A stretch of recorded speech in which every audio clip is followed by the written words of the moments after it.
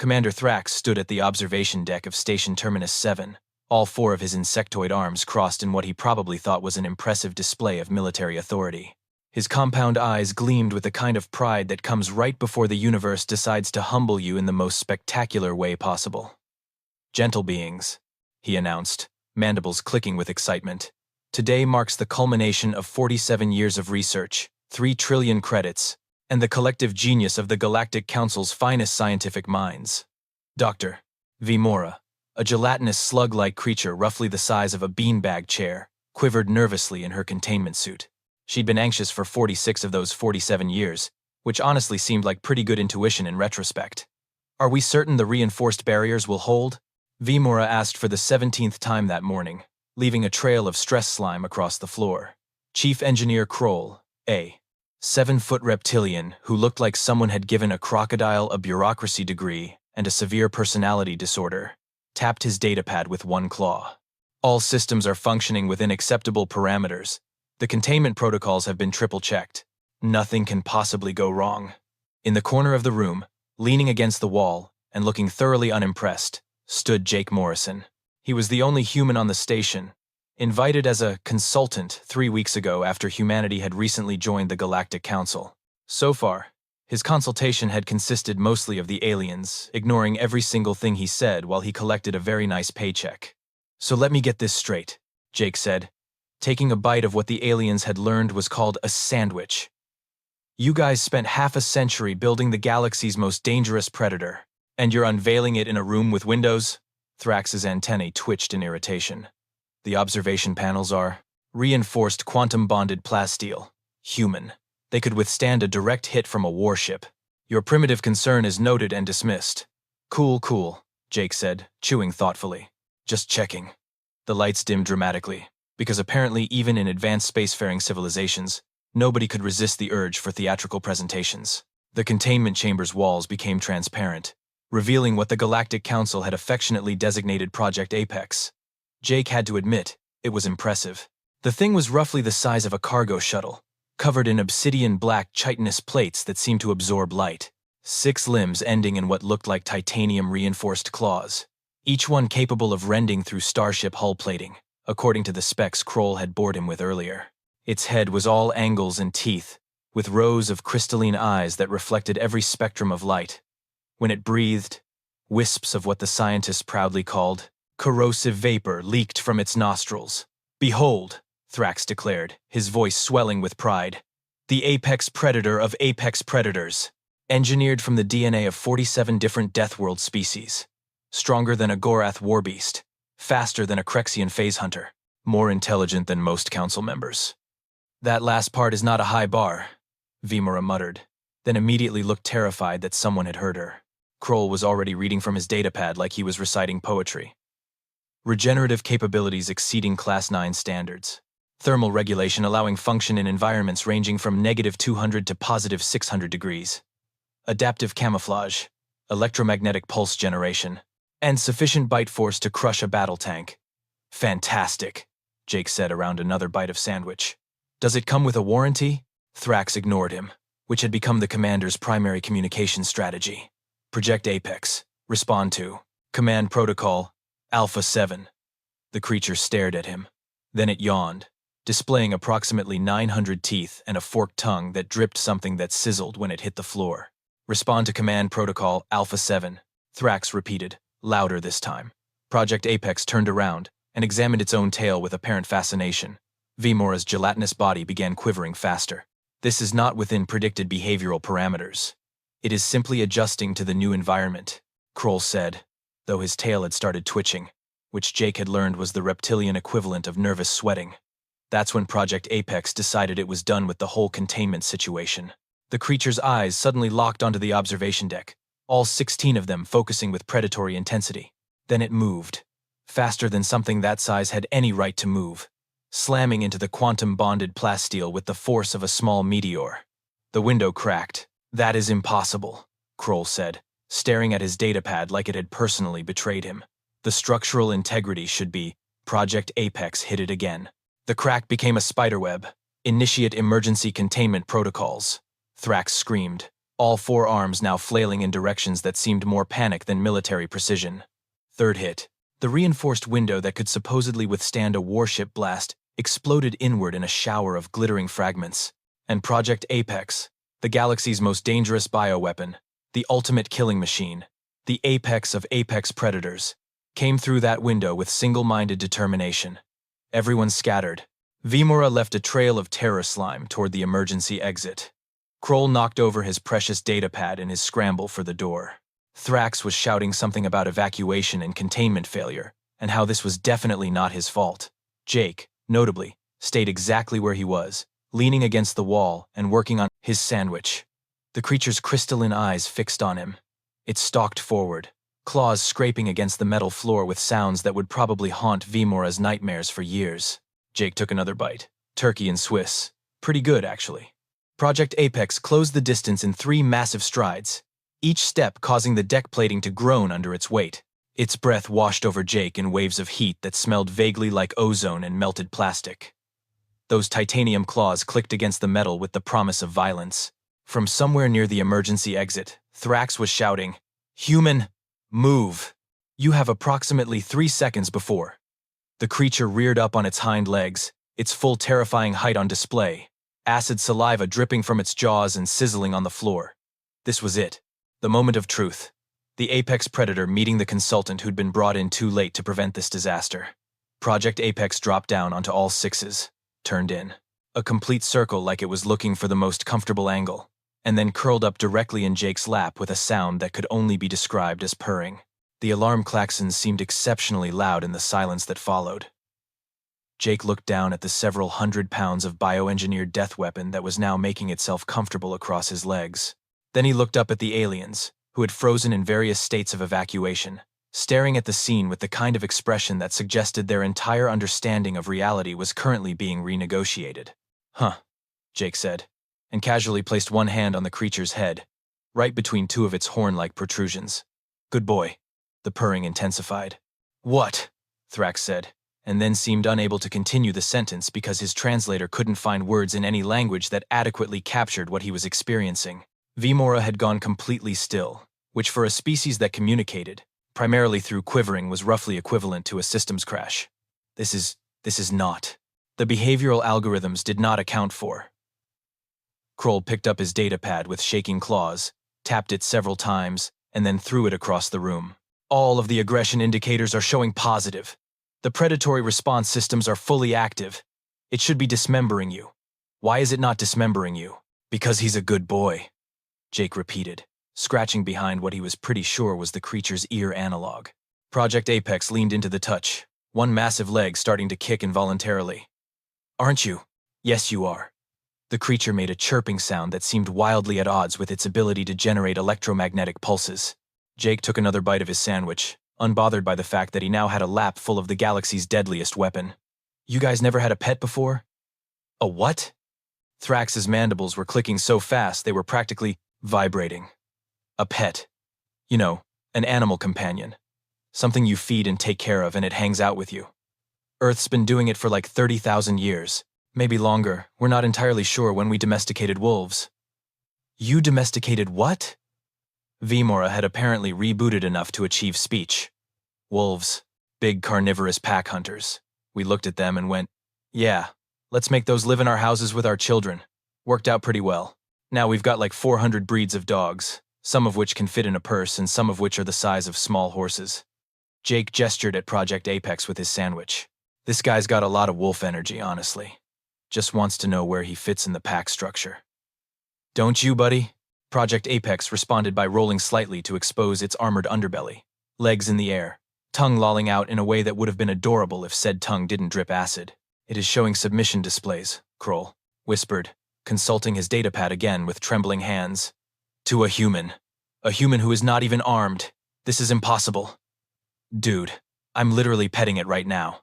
"Pretty sure we're past impossible and well into actually happening." Jake found a spot under the creature's chin that made it lean into his hand with enough force to nearly knock him over. "Oh, you like that, don't you?" "Yeah, that's the spot." Thrax had managed to approach close enough to get a better look, all 4 arms still held in defensive positions, like he expected the creature to remember it was supposed to be a killing machine at any moment. Human Jake Morrison, explain to me how you are not currently dead. Jake shrugged. Humans have this weird evolutionary quirk where we look at basically any animal and think, I could befriend that. Wolves, wildcats, birds of prey, snakes, spiders, you name it. If it's dangerous and could kill us, there's probably some human somewhere trying to keep it as a pet. We're not great at recognizing appropriate levels of threat. That is the most terrifying thing I have ever heard, Vimora said quietly. Yeah, well, it works pretty well for us. Jake gave Project Apex a solid pat on the side. The creature rumbled contentedly and began kneading its claws against Jake's leg, which would have been significantly more concerning if he wasn't wearing reinforced work pants. Good thing I wore the thick jeans today, buddy. You got some sharp beans there. From his lap, the galaxy's ultimate bioweapon made biscuits and purred. Thrax slowly lowered his arms, though he kept a solid 15 feet between himself and the purring pile of bioweapon. This makes no scientific sense. We specifically engineered Project Apex to be untrainable, unbondable, and utterly lethal. It should not be capable of whatever this is. See? That's your first problem right there, Jake said, finding another good scratching spot right at the base of the creature's neck. You tried to, engineer OUT, all the normal animal behavior, but you can't really do that, can you? Because at the end of the day, social behaviors are survival behaviors. Pack structures exist because they work. Bonding exists because it works. You built a predator, but you forgot that most predators aren't actually lone murder machines. They're just animals trying to survive. Dr. Vimora had oozed her way slightly closer, scientific curiosity apparently overriding her survival instincts. But humans are prey species. You have no natural weapons, limited physical capabilities, relatively fragile biology. How did your species develop this capacity for befriending predators? Jake laughed. Okay, first of all, we're not prey species. That's like the biggest misconception in the galaxy about humans. We're persistence hunters from a death world. You know what we did before we invented weapons? We chased animals until they literally died of exhaustion. For days, we just followed them until their hearts gave out. Kroll was typing frantically on his datapad. Accessing Earth database, Death World classification. Oh no, Class 12. Yeah, Earth is kind of a nightmare planet, Jake continued cheerfully. We've got weather systems that can level cities, tectonic activity that regularly reshapes continents, predators in every ecosystem, venomous everything, parasites that can mind control other species. We evolved dodging all of that, so we got really good at two things, not dying and making friends with things that could help us not die.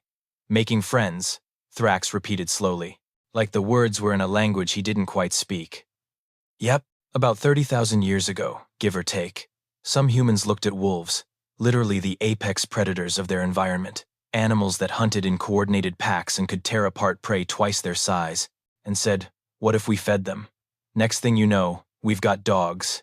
Then we did it with cats, which were pest control experts, and casual murderers. Now half of Earth has tiny tigers living in their houses, knocking stuff off counters. Project Apex chose that moment to roll over completely, sprawled across Jake's lap in the most undignified position possible for something with 6 limbs. One of its legs was twitching as Jake found an itchy spot. We domesticated horses so we could ride them, falcons so they could hunt for us. We keep snakes and lizards and spiders just because we think they're cool. My neighbor back home has a rescue raccoon named Bandit who has thumbs and uses them primarily for crime. Jake paused, remembering. Actually, one time Bandit figured out how to open the fridge and ate an entire birthday cake. My neighbor was mad for like 10 minutes and then took pictures because it was adorable. Vimora's entire gelatinous mass was quivering. You befriend thieves. I mean, we also befriended wolves, which were literally eating our food supplies. We looked at these predators stealing our kills and went, hey, what if we work together instead? Turns out wolves thought that was a great idea. Now we've got corgis and pugs and golden retrievers who think their purpose in life is to love us as hard as physically possible. Kroll had gone very still, his datapad hanging limply in one claw. I am reading that humans regularly keep as pets Canis lupus familiaris, descended from apex predators. Felis catus, obligate carnivores with hunting success rates exceeding 90%. Psitticiformes, with bite forces capable of severing fingers. python species capable of consuming prey items larger than themselves.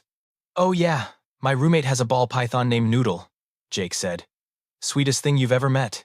Just wants to hang out in warm places and occasionally eat a rat. Your roommate lives with a constrictor snake, Thrax said, and it wasn't quite a question so much as a statement of existential horror. I mean, it's only like 4 feet long. My sister does wildlife rehab, and she's got hawks, actual birds of prey with talons that could take out your eyes. She feeds them and trains them and then releases them back into the wild. Sometimes they come back to visit because they remember her. Jake was really getting into the belly rubs now. Project Apex's purring had reached a frequency that was making the deck plates vibrate. The point is, we're really, really good at looking at dangerous animals and going, that's friend-shaped. But you are fragile, Vimora insisted.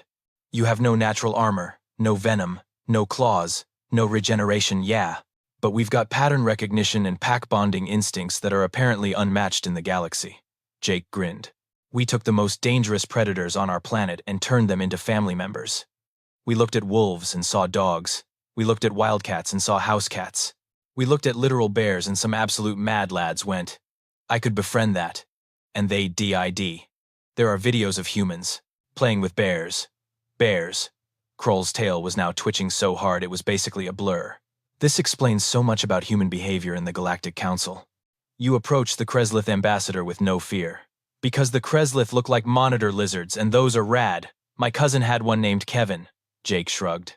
You guys keep treating everything like a threat assessment. We keep looking for the friendship potential.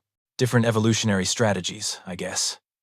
Thrax stared at Project Apex, who was now making happy grumbling sounds, and had all 16 eyes half closed in contentment. You are telling me that you looked at our ultimate weapon, our most dangerous creation, something we designed specifically to be unbefriendable, and your immediate instinct was to pet it. I mean, yeah. Look at him. He's clearly just a big sweetheart who needed someone to scratch behind his ears. Jake delivered, said Scratches. Aren't you? Yes, you are. You're just a big scary baby who wanted some attention. Project Apex made us sound like a freight train purring. We spent 47 years, Thrax said weakly. Should have hired a human consultant earlier, Jake said. We've been practicing this for 30,000 years. You really can't compete with that kind of experience. Thrax's antennae had drooped to the point where they were practically dragging on the floor, which Jake had learned was the insectoid equivalent of a 1,000-yard stare. This cannot be standard human capability. You must have some unique quality, special pheromones, psychic abilities, something. Nope. Pretty much any human could do this. Jake pulled out his phone, which had survived in his pocket despite the chaos. Want to see pictures of my pets back home? That is not necessary, Kroll started. Jake was already scrolling. This is Sergeant Flufferson, half wolf, half German shepherd, 100% good boy. Rescued him from a shelter 3 years ago. They said he had aggression issues and nobody wanted him. The photo showed a massive, intimidating canine with ice blue eyes. Now he sleeps on my bed and is scared of the vacuum cleaner. Vimora oozed closer to look at the screen. That animal could kill you in your sleep. I mean, technically, yeah, but he won't because we're pack. That's the whole point.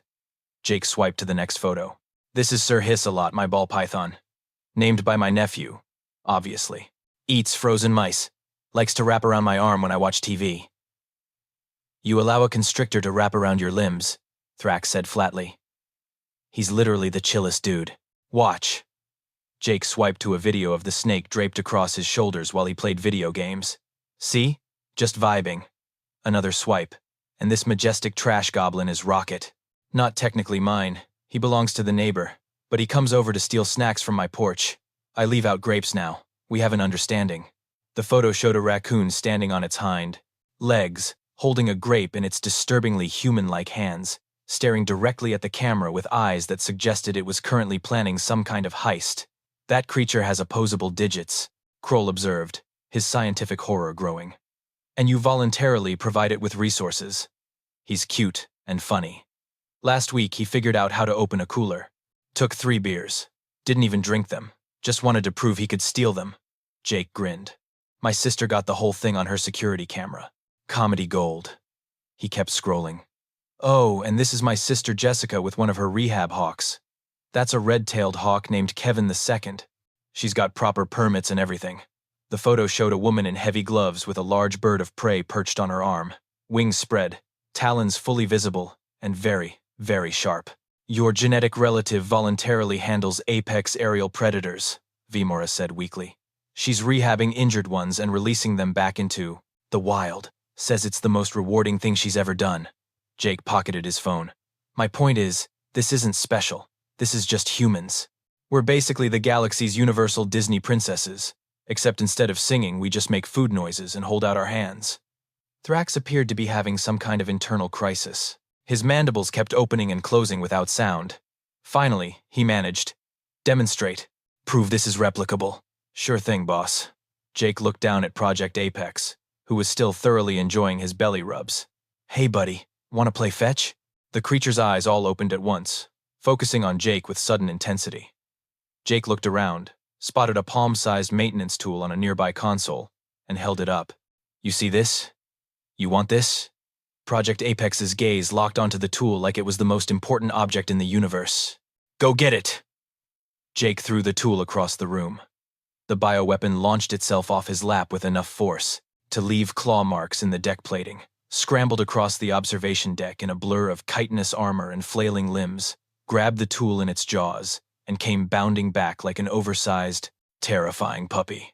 It dropped the tool directly in Jake's lap, sat down, and looked up at him expectantly, all 16 eyes wide and hopeful. Good boy! Jake threw it again. Thrax watched the galaxy's most expensive military project enthusiastically play fetch with a maintenance tool. This is not happening. Okay, now watch this. Jake waited for Project Apex to return, then held up one hand in a stopping gesture. Sit. The creature tilted its head, considering. Sit, Jake repeated, more firmly. Project Apex's hindquarters lowered to the ground. Good boy. Jake produced a protein bar from his pocket, broke off a piece, and tossed it. The creature caught it midair and crunched it down with obvious pleasure. See? Positive reinforcement. Works every time. Kroll was making a sound, like a computer trying to process a paradox. You are training it. With snacks. You are training our ultimate weapon with snacks. Treats are a universal language, my dude. Thrax drew himself up to his full height, all 4 arms crossed again, attempting to reclaim some shred of military authority. Surely this is a fluke. It has bonded with you specifically. It would not respond to others. Maybe not. Want to try? I will demonstrate proper command protocols. Thrax approached Project Apex with what he probably thought was an intimidating stride. Project Apex. Respond to Command Protocol Alpha 7. The creature looked at him, looked back at Jake, and then made a sound that was distinctly like a hiss of dismissal. Project Apex. I am your commanding officer. You will... Project Apex turned its back on Thrax, walked over to Jake, and flopped down across his feet with a possessive huff. Yeah, he doesn't like you, Jake said, trying not to laugh. Animals can sense fear, Commander. And also, you've been yelling at him since he was born. Not great for building trust. I was providing necessary discipline and structure. You were being a jerk to a baby. Jake scratched behind the creature's ear analog again. Weren't they? Yes, they were. But it's okay now. You've got a proper friend now. The purring resumed, louder than ever. Thrax stared at them both for a long moment. Then his antennae just sort of gave up, drooping completely. I need to file approximately 700 incident reports. Cool. I'm going to keep petting this good boy. From across the room, Vimora's voice was very small. What have we done? You built a friend, Jake said cheerfully. Congratulations. 3 weeks later, Jake stood in the same observation deck with a travel mug of coffee in one hand and a titanium sphere the size of a bowling ball in the other. Station Terminus 7 had undergone what the administration was calling procedural adjustments, and what everyone else was calling, that time the weapon befriended the human, and we all had to pretend this was the plan all along. All right, Stabby, you ready? Jake called out. Project Apex, who now wore a name tag that read, Stabby, if found, please return to Jake in 12 different galactic languages, perked up from where he'd been napping in a custom-built bed that had cost more than a small starship. His tail wagged, which was somehow both adorable and terrifying given that said tail could punch through reinforced hull plating. Jake wound up and threw the sphere across the expanded habitat area. Fetch! Stabby took off like a missile, claws scrabbling for purchase, and nabbed the sphere mid-bounce. He trotted back proudly, dropped it at Jake's feet, and sat with perfect form. Good boy. Who's the most deadly apex predator in the galaxy? You are. Yes, you are. Jake produced a treat from his pocket. Stabby took it with surprising gentleness for something that had acid saliva. From his position at the observation console, Commander Thrax made a sound like someone had asked him to explain the meaning of life, and he'd forgotten all the words. He'd been making that sound a lot lately. His official report had apparently been 17 pages of increasingly desperate attempts to explain how their ultimate weapon had become operationally compromised by excessive friendliness. The Galactic Council's response had been to promote Jake to Chief Xenobiological Relations Specialist at triple his consulting rate and tell Thrax to make it work. Kroll was next to Thrax, datapad clutched in both claws, watching Stabby perform a perfect rollover command. The behavioral modification protocols are operating far beyond projected efficiency. Subject responds to verbal commands, demonstrates pack loyalty, and has ceased all unauthorized acts of violence. He bid a maintenance drone yesterday, Thrax said weakly. The drone startled him during mealtime, Jake called over. I'm working on that. He's very food-motivated. Everything about this violates military protocol. Yeah, but look how happy he is. Jake threw the sphere again. Stabby bounded after it with pure joy radiating from every chitinous plate. Besides, he's way more effective now.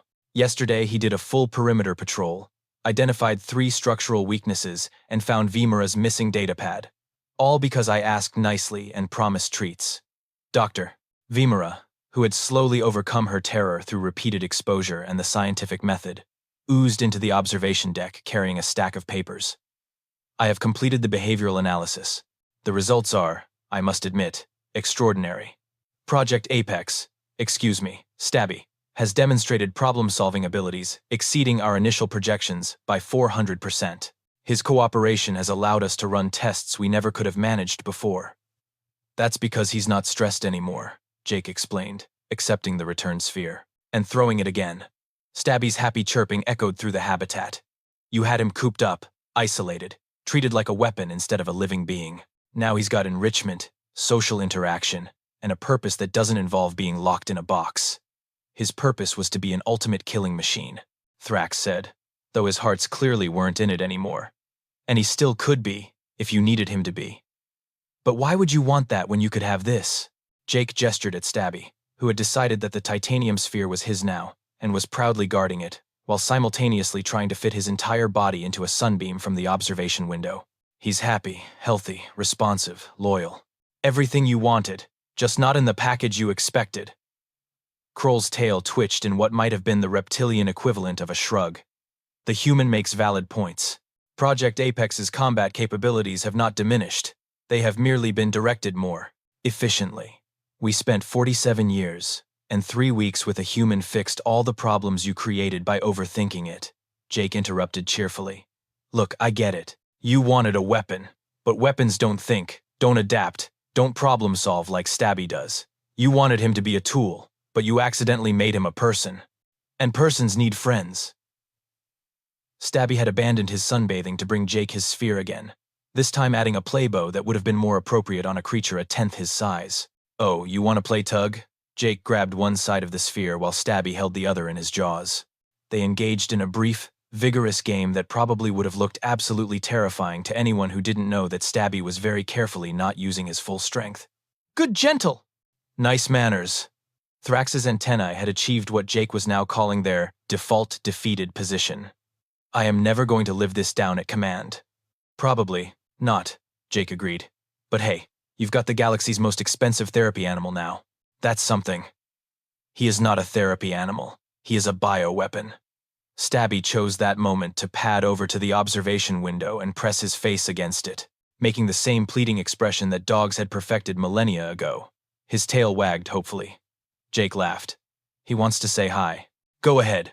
Open the partition. Absolutely not. Vimura had already hit the button. The protective barrier slid open.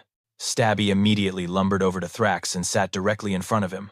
All 16 eyes focused upward in what could only be described as hopeful expectation. What does it want? Thrax said, all 4 arms held very still. He wants you to pet him, dude. He's been trying to get you to like him for weeks. I do not like him. He is a military asset, Stabby whined. a sound that seemed impossible from something his size. Jake watched Thrax's resolve crumble in real time. It took about 15 seconds before one of those insectoid arms, slowly, hesitantly, reached out and patted Stabby's head. The purring that resulted was audible from the next deck. "There you go," Jake said, grinning. "See? Not so hard." Thrax's mandibles clicked in what might have been the beginning of a protest, but Stabby had already flopped over to expose his belly, and the commander found himself automatically providing the required belly rubs. "This is undignified," Thrax muttered, even as Stabby's legs started thumping in joy. "This is progress," Jake corrected. He pulled out his phone and took a picture. "This is definitely going in my next report to the Council. Chief Xenobiological Relations Specialist successfully integrates ultimate weapon into station social structure. Everyone's happy, nobody's eaten, and the deadliest thing in the galaxy just wants belly rubs and treats." Stabby made a contented grumble and rolled slightly so Thrax could reach a better angle. "I have become a petting apparatus for a bioweapon," Thrax said, but he didn't stop. "Hey, we tried to tell you guys," Jake said, taking another sip of coffee. "Humans and dangerous animals, man, it's kind of our thing. We looked at your perfect killing machine and went, yeah, that's friend-shaped. And we were right." Stabby's tongue lolled out happily, dripping slightly less acid than usual, which Jake was choosing to interpret as emotional growth. A single drop landed on Thrax's carapace and sizzled faintly. "Good boy, Stabby," Jake said. "Who's a good apocalypse puppy?" "You are." From somewhere in the station's administrative offices, someone was probably filing more incident reports. But here, in the observation deck, the galaxy's most expensive military project was getting the best belly rubs of his life from a commander who'd finally learned what humans had known for 30,000 years. Sometimes the best weapon is a friend, even if that friend occasionally melts things with his spit.